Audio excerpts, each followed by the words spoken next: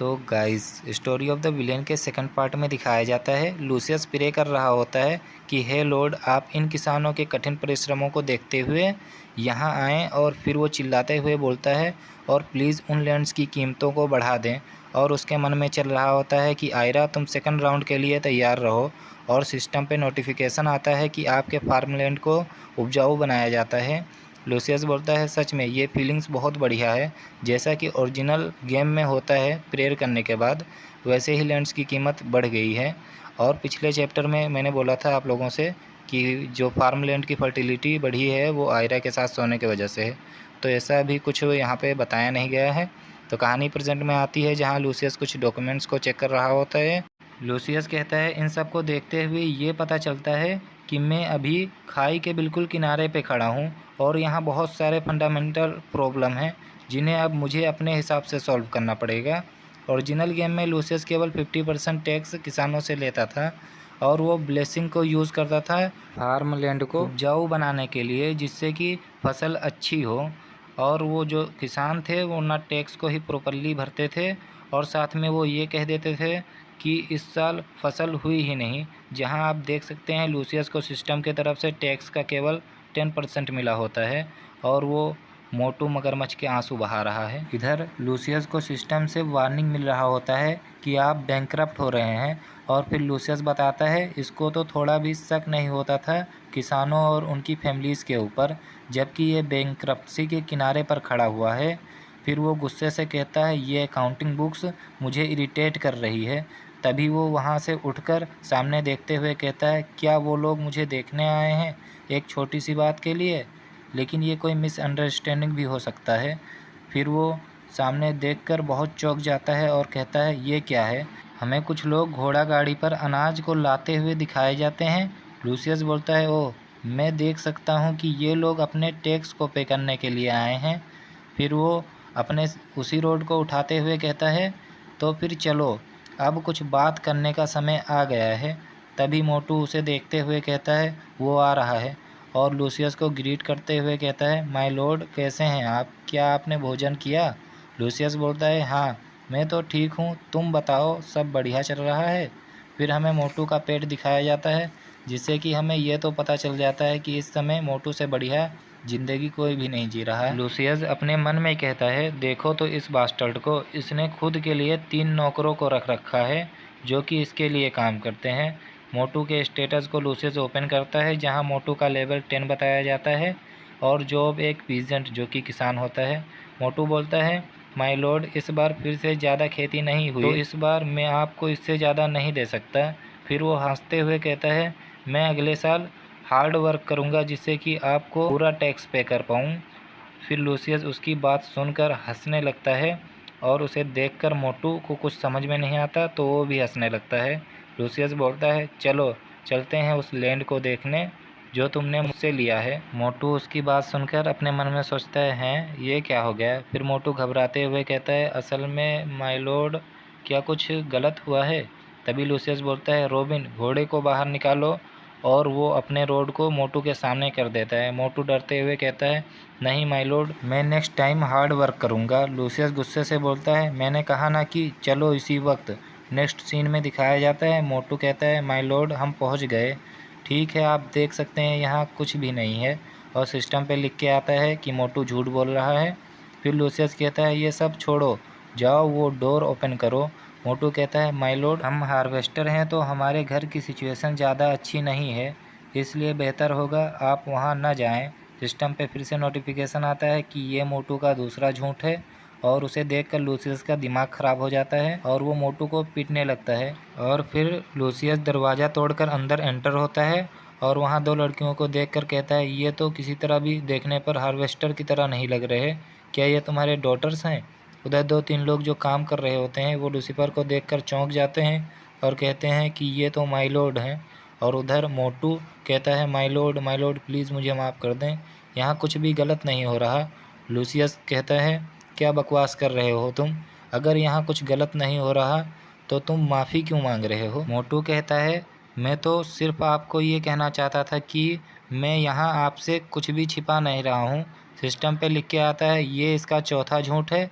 तभी लूसियस को नीचे एक दरवाज़ा दिखता है जहाँ पे लॉक लगा होता है, और फिर उसे तोड़कर लूसियस अंदर जाने लगता है और उधर मोटू माय लॉर्ड प्लीज़ रुकिए ऐसा ही चिल्लाया जा रहा होता है। लूसियस को अंदर कई सारे बोरियां दिखती हैं, जिन्हें देखकर लूसियस मोटू से कहता है ये सब क्या है। मोटू कहता है माय लॉर्ड ये तो कुछ भी नहीं है, इसमें केवल भूसा भरा हुआ है। और ये उसका 5वां झूठ होता है। लूसियस बोरी को पकड़ते हुए कहता है तो फिर ठीक है, मैं केवल इसमें से एक को चेक करना चाहता हूँ।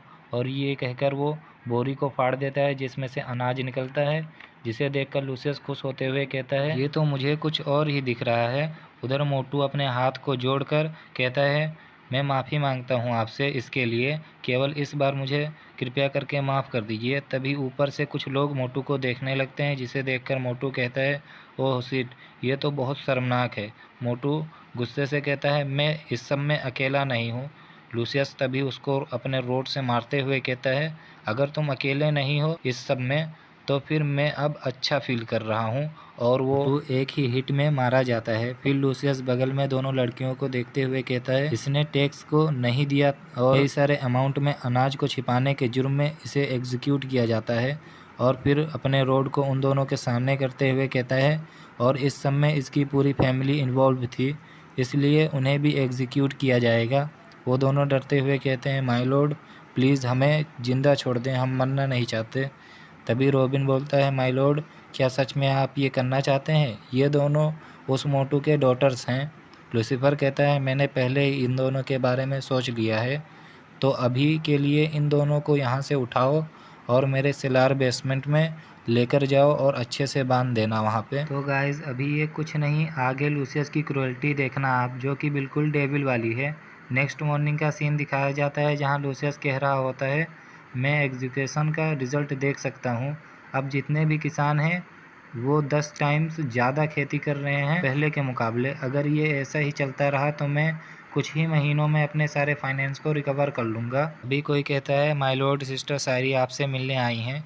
लूसियस कहता है मैं पहले से ही फिगर आउट कर सकता हूँ जितने भी दबे हुए इशूज़ हैं, क्योंकि लूसियस को पहले से ही इस गेम में जो हुआ है और जो होने वाला है वो सब पता होता है, जितने भी इवेंट्स हैं। लूसियस कहता है तो ये समय है मेरे चाइल्डहुड फ्रेंड से मिलने का।